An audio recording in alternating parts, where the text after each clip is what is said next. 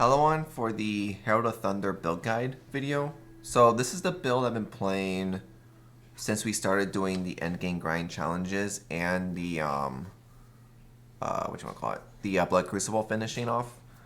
Build's it's like the old school autobomber you play back in Harvest League. Pretty close to the same thing, but it's very squishy. Give you heads up in advance, but the build is only designed just to map quickly. It's not designed to do bosses, carries, the fear, all that kind of stuff. It can. If you invest heavy into like I did, it can do Cyrus and Conquerors without a problem. But it's pretty much using the Impulsor Storm Gift combo gloves with the King of Kolomek. So pretty much we'll do a like you saw in the last video, the Scourge 10. This map going through the Scourge 10, how easy it does it. It's definitely no problems. Like you don't, the only thing to worry about, I say, like don't do like temp chains or leech map. No leech, no regen maps. Those are probably the most annoying ones to do. But pretty much, you're doing King of the Kolomek. If you want to go with the you pretty much what you want to do with these things is look for socketed support gems, and like increased lightning damage, and then this is where you have a chance how much money you have. If you have a lot of money, you can go for like chance to deal double damage while focus, since you can pretty much just put this up all the time, every 8 seconds or so. But the other option is there's the like there's a flat double damage mod. You have the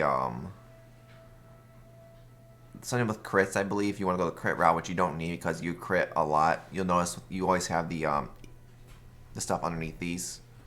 But pretty much like I wouldn't focus just because I think it's one of the better ones because 73% chance of double damage is plenty. And then pretty much if you run this and divine it to get a pretty decent like a 8 quality and like get much lightning damage and shock you can, and to try to go for like high double damage.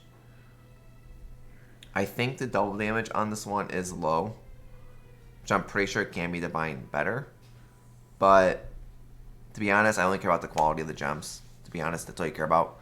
But pretty much you're running Empower level 4. Because of the staff, it makes it a level 7. So everything gets plus 6.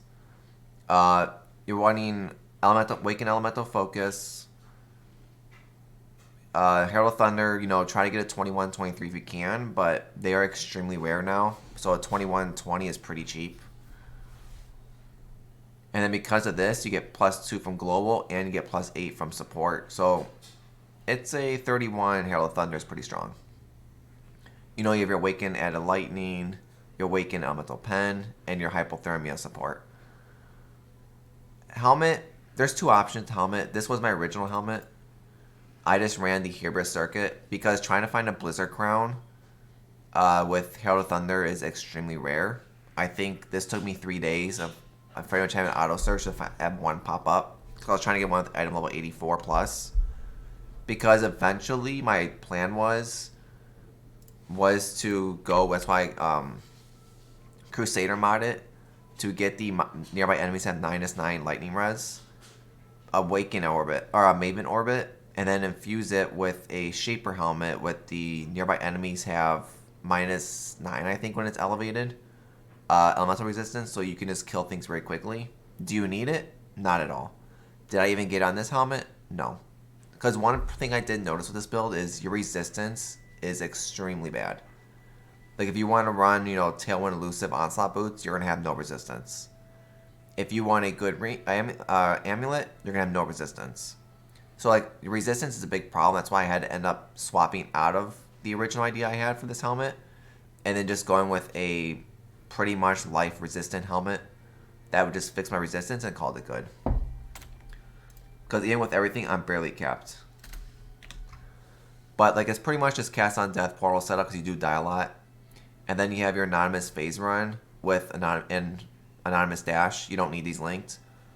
But pretty much phase run is just so you can always, while you're always moving, and dash is just so if you need it. Oh yeah, then also enchant, you do want the Herald of Thunder, reduced mana reservation. You do need it so you can actually have open mana. Chess piece, Impulsors. This league it's really easy to get a 6 link. Next league it's going to be a lot harder. On the Impulsor, you can really get, if you can find one, which I was originally looking for was resistant one, that had a Scourge mod with resistance on it. That's probably your best option. It's hard to find it though, so I just went with a life one. Just have, more life is not bad. Chest piece is pretty much inspiration, elemental weakness. It's pretty much your whole curse setup. Conductivity, wave of conviction, hex touch, and cast damage taken. So pretty much it just triggers when you take damage, which you always do. Wave of conviction, which triggers both of your curses. And hex touch just gives you more curse effect. Pretty much though, if you don't have Whispers of Doom on your necklace, just drop one of them curses and run a 5 curse setup for the time being, and just get the 6 when you have the Whispers of Doom. Amulet. Most of this gear is going to be the expensive high-end version. So you do need a lot of strength and dex on this build. You will lack it. So I would go with a strength dex amulet, get attribute modifier on it. And then Aspect of Spider is nice because it's pretty much your only defensive layer, because you only run Aspect of Spider and Herald of Thunder. That's pretty much it. And then if you have money, go for a +1 intelligence and lightning. And then if you can get life and crit, resistance, get whatever you can on it. I think I bought this for like 30 exalts, so it's definitely not expensive. And worst case scenario, if you have an open suffix, you can easily craft the Aspect of Spider on it without a problem. Rings are your Storm Secret rings. I went for the a 50% frequency, so it triggers more often. And then after that, really just look at, if you want damage, if you want more intelligence, chance to shock, get whatever you need. I should add these with qualityed also. I actually just forgot to quality these up. I mean, if I was going to quality them, you can either, if you need resistance, resistance will work on both of them. If you need lightning res. Other than that, you don't have a lot of options. The attributes, but you don't need it. So it's hard to say with that. Boots, the same thing, expensive version. Tailwind, Onslaught, Elusive, with them being elevated. So like this one, if I can figure this stuff out. Does it say on here if they're elevated or no?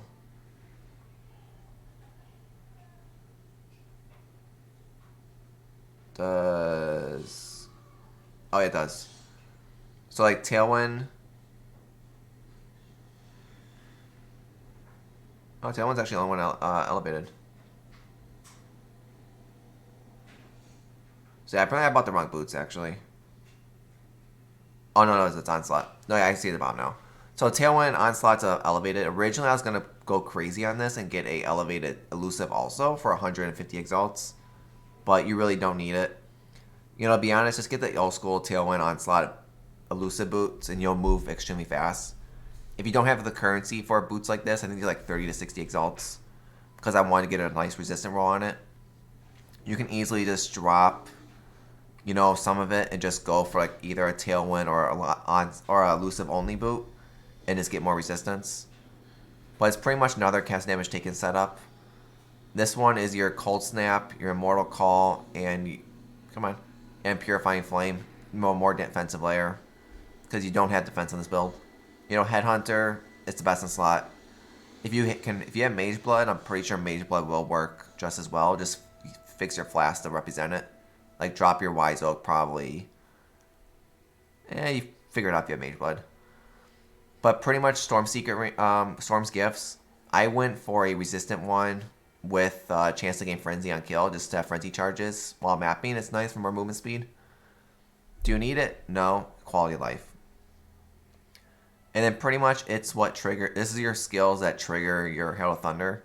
So your Stormbrand, your Calling Strike for bossing, your narrative support, and your Arcane Surge. Flask setup, it's the usual ones. Quicksilver Flask for movement speed used when full. Your Azuri's Promise for your leech effect. It goes off whenever these two flasks are used. Your divine, your life flask for your corrupted blood immunity and reduced cover amount so it goes faster. Your Wise Oak for damage, just make sure your lightning's the highest. And Bottle Faith. Bottle Faith, I got lucky on this one. I sniped this one in the market. This all three perfect rolled. Try to go for whatever you can on this. It's pretty much so whenever this reaches full, it'll trigger the Azuris. Whenever I use a Life Flask, it will trigger the Azuris, trigger the Wise Oak, which triggers the Bottle of Faith. So all the flasks is only pretty much one button you're pressing. So it's pretty nice setup. There you go. So, Ascendancy, Shaper Storms is what gives you everything shocks. Bastion of Elements, no reflect damage, which is really nice, a little bit defensive layer. And then your Exposure and more AoE. So that's very nice. You don't need Flames, you don't need Winter, and you're not a Golem build. So that's the only really options you have with this build. Pretty much, so this does look weird, but this is how I fix my resistance, to be honest. I pretty much was using Glorious Vanity to fix my resistance. Because you do need a Doriani's on this, because you do want the Corrupted Soul for the more ES. And then I got lucky and I got increased lightning damage with Leech on it in this slot, which is extremely rare. So I just went with this one. I have like a resistant node up here, more life, resistant here. Like when I was doing Doriani's, I had 3 of these. And I was just inserting them in here and seeing like where's all my resistant nodes at and where's like the damage nodes at that. And that's how I was just basing on my points based on which one was the best, just based on what didn't have resistance, to be honest. Like these 2 points here only take them if you need the strength and dex, which I end up needing. Life. Elemental Overload, which triggers almost all the time. Over here you have your increase the effect of non-damaging elements with more damage. Cluster jewels at the end. Life cluster. You have a I forgot a jewel on this build. So pretty much like one of the only jewels you actually have. This one is just pretty much damage, life, and put resistance in here if you need it. This is a good resistance slot to fix. So if you have bad resistance, use the jewels to fix it. And over here, like you have Leech as ES, more damage. Life Wheel over here, more life. You can definitely cut out the life check section over here if you really want to save points if you don't not level 99. And then spend it more over here fixing resistance. It's definitely options. But you do have a nice 12% resistance node here. So you're probably looking at cutting these 2 out, but losing the 30 life, you have to see how it is. 10% life, I mean. Reduce cost of skills. If you can go out this way for Jewel Slot, you have that option. You have another Dex option here. On top, it's pretty straightforward. Life, you can cut this life node out. 10% max life. Damage recouped as mana for more mana over here. You have your huge lightning cluster up here on top with the non-crit strikes is lucky. So you have a lot more crit chance. And this is pretty much a lot of your damage is right here. And it's still the same as the usual, the Natural Instinct. This is what gives you a lot of your stats. You get block spell, you get mana. You cannot be maimed apparently. No, that's the actual thing. Where is it? Yeah, you get curse stuff, you get power charge stuff, which a little bit matters. Increase the effect of heralds on you, which is most important. Mana reservation with herald skills, because it gives you. Here's herald stuff. All the herald stuff's right here, and it's just in cluster of it, so it's really nice. And then the cluster jewels. This is, I'm not sure, the best setup with cluster jewels. I was looking at a bunch of different people, see what they use, and everyone was using different cluster jewels. So I don't know what the best one is, to be honest. But pretty much, like this one's a Doriani's Lesson, Overshock, and Storm Drinker. And the one on top is a Doriani's Lesson, Overshock, and Storm Rider. Because you do want Doriani's Lesson, at least on one of them, for the Leech. Which means you don't really need this point down here, to be honest. Overshock is just more damage. Storm Rider is chance to gain power charges, which you don't really use too often. Power charges are the most important to this build. And the one down here gives you another damage pen. So I would say at least one Storm Drinker is good. if you do need resistance, you can get the one with the resistant on it. I forget which one it's called, but one of them has resistance. And then pretty much all the mediums, it's pretty much a 2-2 split. So you're running 2 Empower Envy and 2 Self-Fulfilling Prophecies. And then, come on, let's go. And you're also running 2 Dark Messenger and 2 Empowered Envy. A lot of people are using different. Some people are using 4-1, some are using 3-1 split, some are 2-2 split. It's all over the place. I would say it's used where it feels best. It works, so I just kept the setup going. Because pretty much this gives you, you know, crit and damage, and increase the buff effects. And then you also are running 3 Grand Spectrums. This gives you 45% more elemental damage. And then they're super cheap on the market. So just if you want to get Corrupted Blood, if you want to get Silence, Hinder, Damage Pen, you know, get whatever you want on these. I just went with a Damage Pen, 2 Damage Pens, and 1 Corrupting Blood. But you can definitely get whatever you want. They're really cheap. And then you also do need 1 Calamitous Visions, which gives you Lone Messenger, which pretty much makes it so you can only run just the 1 Herald. But you pretty much, and you also know other auras, that's why you run Asset Spider. But pretty much it's more buff effect, more damage. You know, it's pretty much what enables the whole build. Like if you don't have if you want to cut skill points out, you can cut definitely, you don't need to take every passive point on here. You can cut like that point out. You know, cut the point down here.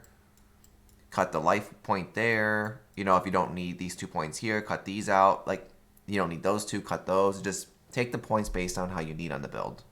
That's pretty much how it comes down to with the points. So enough talking, let's go with this. We'll just do Beyond. T16 map.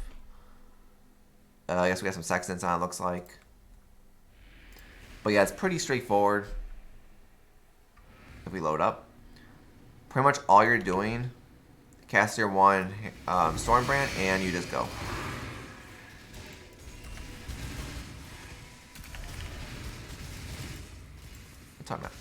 But yeah, it's pretty straightforward. Run around, kill everything, get your head under buffs, run faster, kill more things. But yeah, the build definitely has, you do notice the build's really weakness is that it can't get one shot often. So just be careful on that, it's gonna happen. I'll probably summon someone. So yeah, that's the only thing really with the build, just be careful. You will die, just know that going in, I would recommend be at the level that you want to be at, that you're okay not leveling up anymore.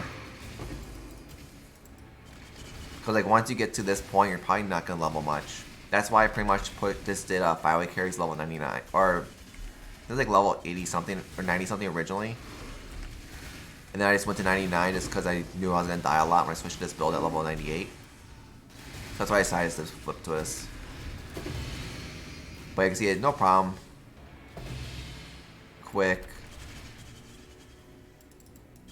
Conquerors with this build die extremely fast because all you do in boss is just put up your focus, put your Stormbrands on the boss so calling strike's active needed, and then everything just dies extremely fast. And you can also hit your your life flask to trigger your bottle also. So yeah, bosses die instantly. But yeah, the build's very fun. I do like the autobomber playstyle. It's very lazy. You know, in fact, I'm only pressing 1 life. I'm pressing 1 flask button. You know, flame dash, yeah, then focus and right click. That's your whole entire build. I think on POE Ninja's build like number 2, I think, for damage.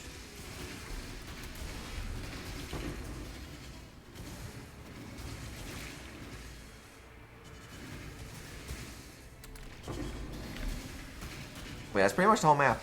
Don't really see anything else. One more Scourge maybe? But yeah, the only thing I would recommend, if you're doing Scourge maps with this build, if there is still Scourge also when you're watching this, the only ones I would avoid is 6,000 fizz damage. You could do 3,000, no problem. And then I would avoid, to be on the safe side, the 12,000 and 15,000 elemental damage taken as hits. Those can kill you. It's a hit or miss. The 900 one, you will live. So it's really hard to say on those. I think that's it, right? I don't think anything else we miss. I think. Bandits. Shit, I don't know what I did. It's been a while since I played this build or did all this. Let's see what I did. Okay, so bandits kill all. And then Pantheons, you know, it's really hard to say. I went with Brian King because I don't like being stunned because I've been stun killed. And cannot be frozen is really big quality of life. You know, like, and pretty much just went with Burning Ground. You know, Ignite can kill you very quickly, so Burning Ground's a safe option. You can definitely go with, you know, like if you want Life Flask recharge, you don't really need though. If you want to get the bleeding stuff, like, it depends really on what you want. But for me personally, I just don't like Ignite and Burning Ground, so I went with that one to be on the safe side. And then I don't like being stunned and frozen, so why not go with ranking? You know, like, if you want to be more tanky, you have Luaris. Actually, both of these are good for tanky. Like, all three of these are good, just do based on what you prefer the most. I don't like stun, so just went with that one. But I think that's pretty much it. We've done a lot of this build. You know, challenges are done. I've killed many Cyruses, many Conquerors. I've done the form. No, we didn't do the form. We did the Twisted, I think, the Elder one. 2-player with this build. I'm trying to think what else. I think that was it. Yeah, that's pretty much it, actually. So, I recommend this build to anyone who wants a quick build, autobomber style, lazy style. I'm pretty sure this build will still be around, you know, next 3.17 and later also. I don't see this build going away anytime really soon. It might be a little bit harder to craft some of the gear. But all the gear we're using on this build is not Scourge though, so it's definitely very viable compared to some of the other builds out there. But very fun. Would recommend anyone. If you guys see, subscribe down below. Come follow me on Twitch. If you have any question about the build, put in the description below. If you played Autobomber different style, you know, put in the description below so other people can see it. I know there's also the Righteous Fire Autobomber that MBX did that make things really blow up. You have this one for laziness. It depends really on your playstyle. But hope everyone liked the video. Hope to see everyone on the next one.